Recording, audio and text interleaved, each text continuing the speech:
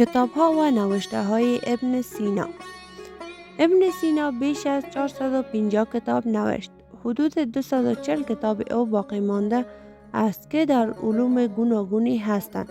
مشهورترین کتاب او قانون در طب می باشد که این کتاب برای 500 سال در دانشگاه‌های اروپا و جهان اسلام تدریس می شد.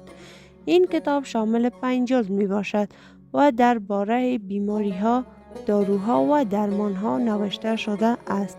کتاب معروف دیگر او شفا می باشد که این کتاب یک دایره معارف بزرگ در فلسفه، منطق، ریاضی، موسیقی و علوم طبی می باشد که ابن سینا در موضوعات فلسفه، پزشکی، شیمی، فیزیک، ریاضی، موسیقی، نجوم و روانشناسی کتاب نوشته و همچنان مقاله های درباره اخلاق، دین و سیاست نوشته است.